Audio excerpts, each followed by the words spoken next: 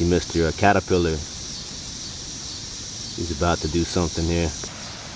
Okay, I forgot to videotape this, but I just freed that dragonfly from the spider's web so I could pass through.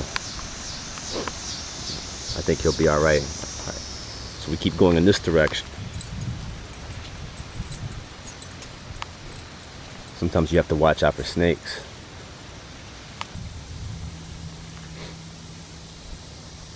Let's check out the sunlight reflect upon the waters. Okay. So anyways, like I was saying, Mother Nature is Yahweh's natural synagogue or temple upon the earth. Of course, our human bodies are temples of the Holy Spirit, or the Ruach HaKadosh. But we have the wonders of nature, which is that natural synagogue upon the earth. You can't really get much more pure than the wonders of nature. This is why many ancient prophets of the Hebrew Israelites, and even Yeshua himself, the Messiah, went out to nature in order to pray and meditate and fast, and also fast for 40 days and 40 nights. So we're finding a spot we can chill. And you usually want to be careful if you're one of those like myself who engage in, burning the ancient, smoking the herb, for that spiritual meditation. Make sure nobody's around. That might be a snitch. You can see my shadow on the trail here along the side of the river. And this is the classic Mason's Mill Trail. It goes back this way. And believe it or not, this is Roanoke City District. Most people would think it's Roanoke County or Botetourt County, but this is technically Roanoke City District, and it's beautiful. Yes, greetings, brothers and sisters. Here we are, the wonders of Mother Nature, Yahweh's natural kingdom right here on earth. And technically, we're still in Roanoke City District, so we're blessed to have this little piece of nature out here in the city district, to get away from the concrete jungle for 1 minute and just breathe.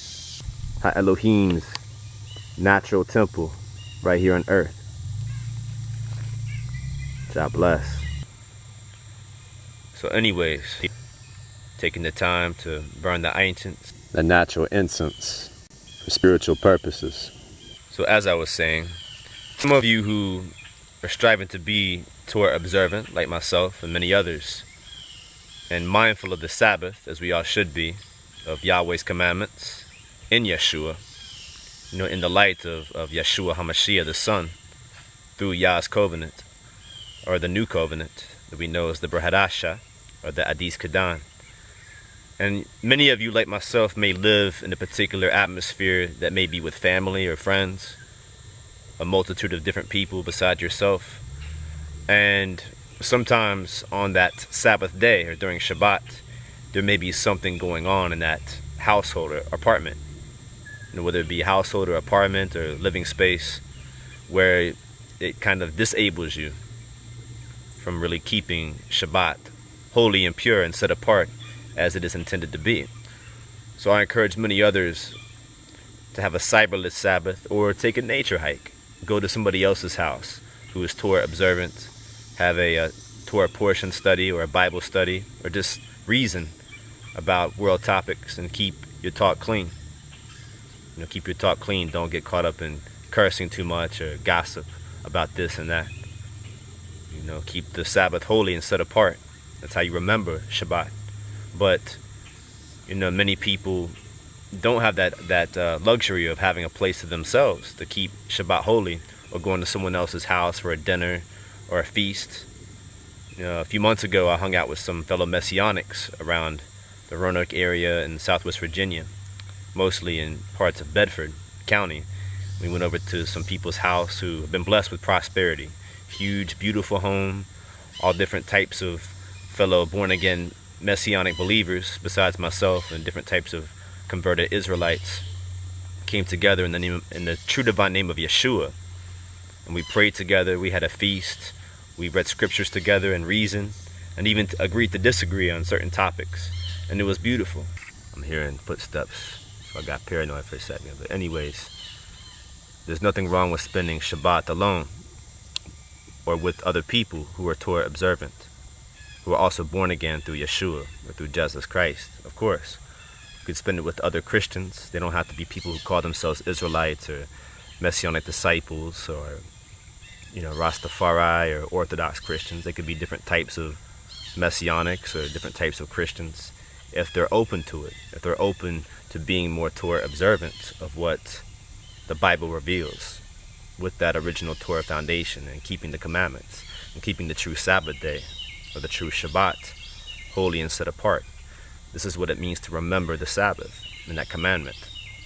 So many of you, like myself, who like to spend the Sabbath alone, can often go out on a nice, beautiful, sunny day like today, go out into Mother Nature, take a little nature hike, go out to the park, a place of privacy where it's nice and quiet and peaceful, and just have a personal Bible study. The point of Shabbat or Sabbath is for man, not man for the Sabbath. Although it is a commandment we must be reverent to, it's a blessing for us to recharge our energy, because the whole Babylon vampire system drains us throughout that weekly cycle. That's why Yahweh says to work 5 or 6 days you shall work, but on the 7th day you shall rest and do no work. That's specific instructions of the Most High through the main commandments. Now, whether we can spend money on Shabbat or do business on the Sabbath is a different question. That's more of what has come through tradition, but it's also based on divine truth. To keep the Sabbath day holy, we can't engage in that dirty cash, especially in today's Babylon system with the dollar bill. Should not even talk about money on Sabbath. So if you can, don't spend money. Don't deal with business. If you travel in your car, make sure your gas tank is filled up. And if you have to, an emergency, I'm sure you're covered by grace. If you have to stop by a gas station and get gas, or if you're stranded, that's different. But it's about being mindful of these things, and it's not about being legalistic, but it's about spending as much time as possible with the Most High in the Spirit and in the true divine name of Yahushua HaMashiach, the Son. This week's Torah portion, Deuteronomy, chapter 32.